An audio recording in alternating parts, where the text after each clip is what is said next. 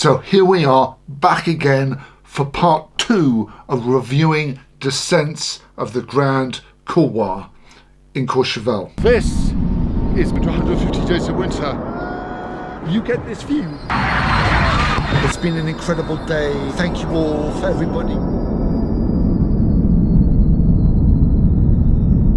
Following feedback from part 1, I've made a few changes to this version. It should also be noted that in the past 2 seasons, the main cable car up the Solaire, which stops right at the top of the Grand Couloir, has been out of action. That has severely limited the amount of traffic that has been going down the Grand Couloir. In order to get there from Courchevel, you have to ski halfway down to Mirabel, to just above the Folie Douce, get on the Slow Express bubble, come back again in order to do it. And that is enough of an obstruction that most people won't do it. And all these videos that I'm about to show you were over-filmed in the past 2 seasons. So here we have our first video. This is filmed by somebody called gegepilot, and he is taking his 5-year-old son, Alexei, down the Grand Couloir. This was filmed in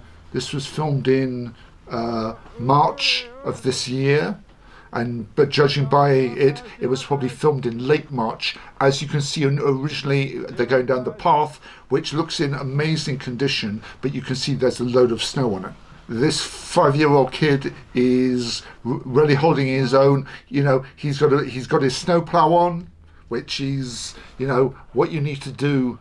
He seems to actually be skiing it better than his dad is. However, his dad is doing the correct thing because this is a single path piste, is that you wait for the people in front of you to finish it before you go and do the next part. And of course we move into the second part, and immediately you can see there were a few little bumps, but there is nothing, you know, nothing compared to some of the other ones in these videos. Okay? And of course he's there, and of course he's pointing out to his son, who, and I guess, you know what, I look at these and I see them as like small moguls. If you're a 5-year-old, they must be absolutely huge moguls. So again, this bit is, I'm not going to say easy, but this part of it is easier, and you can see the snow is in excellent condition. And again, it's a little steeper, and of course the kid is having a little trouble making his turns. But again, he's making simple little snowplow turns, and again he's got past the worst of it, and that he should be able to get down to the start of what is in theory the hardest part. Now, if you go and the links for all these videos is down below. If you click on the link there, you'll notice that there were a lot of comments that are going and criticizing him for taking what some people would think is a very young kid down the Grand Couloir. And you know what, he says he's taken all of his kids down there. He hasn't forced them down there or anything like this, which is absolutely fine. My only problem that I have, okay, is that, especially in the steep bit here, is he goes and makes his turns and stops directly above his son quite a few times. Now, you might say, well, you know, he's in control or whatever. Again, there were a lot of loose rocks up here. All it takes is for, you know, and the main rule of any skiing is that you don't stop directly above somebody, because, you know, if he was to hit a rock, if one of his skis is to pre-release, he's going to then plow into his 5-year-old son, and especially on this slope here, that could cause a problem. That's my only problem that I have with it, okay? Again, as we can see here, he is doing an excellent job. To be fair, I think, again, as I say, Dad should ski down to at least where these 2 people are, and then encourage his son to ski down to him instead of staying above him. These 2 people are actually ski touring up the Grand Couloir, which is crazy, but hey, who am I to criticize? Okay, and yes, look at that kid, like a pro, hitting the snow above him, like so, and of course you have a warning pole in front, which is fine. And of course, Dad goes and skis directly below a warning pole, which again is not the right thing to do. Dad finally goes and stops below his son. Okay. And you know, look at that. Normally I would expect a child to throw his toys at the pram. I go, you know, Dad, why the hell have you taken me down this? And instead he got back up again and he's skiing down, which is absolutely brilliant. Now that I think they've got past the hard bit. Okay. For my review of this, I'm going to say that all in all, the snow conditions here, March 23, absolutely stonking snow at the end of this season. And so I'm going to give the snow conditions a 9. And you know what? I'm going to give him a 9 as well, because you know what? All I've done here is complain about his father. I think he's done an excellent job, and so yeah, he should get a 9. So we have the great Alex Wrigglesworth in this next video, who is, if you look at ski videos online, he's very well known for going and skiing all the hardest runs in the Alps and videoing them, which is good. This was filmed in January 22. And the snow looks in pretty good condition. By the looks of where the sun is, I think he's skiing this quite early in the morning. So maybe the snow hasn't had a chance to soften. However, because he's also skiing it early in the morning, it's also quite deserted, which again is pretty good. And he's got the path to himself. And if he spent less time looking around at the scenery and actually skiing it, it would be even better. But yeah, and as we can see that Alex loves his stats. We've got speed in kilometers an hour and miles an hour. We've got the height. We've got the distance skied. All we need now is his like heart rate and body temperature. Maybe he'll do that later on. I'm just kidding. So anyway, he's done the path. The second part of this, again, you can see it's barely skied at all. He is, of course, trying to ski further over to the left. There is no on-piste or off-piste, but he did narrowly miss a large hole that was to his right there. Snow conditions are absolutely perfect, and yeah, he goes and puts in some nice big turns. Yeah, he makes it look easy, although saying that, he just stopped and looked back up piste, which he shouldn't. If he just carried on going how he was, he would have been absolutely fine. Snow conditions here look really good. Slight sound of crispy snow. But again, because he's skiing this right early in the morning, just stuff hasn't had a chance to soften up. Yeah, as you can see already, he is down to halfway down the final part, and he's putting in some nice turns and making it look easier than it is. But again, the snow is really good. So all in all for this, I would say snow conditions here, I'm going to give it an 8. And I'm also going to give an 8 for his skiing. Okay, he doesn't get a discount for being a 5-year-old kid. So this next one here we have from Malcolm Moore. Malcolm is the first one I think we've shown to be on a snowboard, which if you think that the Grand Couloir, especially the path, is difficult on skis, you try doing it on a snowboard. And you know what, at the moment Malcolm looks like he's doing very well. Again, the time of day looks almost identical to Alex as well. The shadows are behind him, and again the path the snow on that looks really nice. We come into the second part where again there are no major moguls being formed, a few little tracks. And of course Malcolm makes almost the same mistake that Alex made, because he's wanting to cut over to the left because he thinks that there's better snow. And of course as he comes down, and whoops, and there's a hole, which that pole, which wasn't a peace pole so to speak, it was a warning pole to warn that there was a hole there. So yeah, he jumped over the hole, good for him. And of course skis, snowboards the rest of it out to the final part, where again the snow here looks super soft. Nothing really has made any bumps or anything, and puts in some nice long turns. But you know what, even with snow like this, you can see that there are bare patches of rock which are so easy to catch an edge on. Okay, oh look, there you go, no rocks.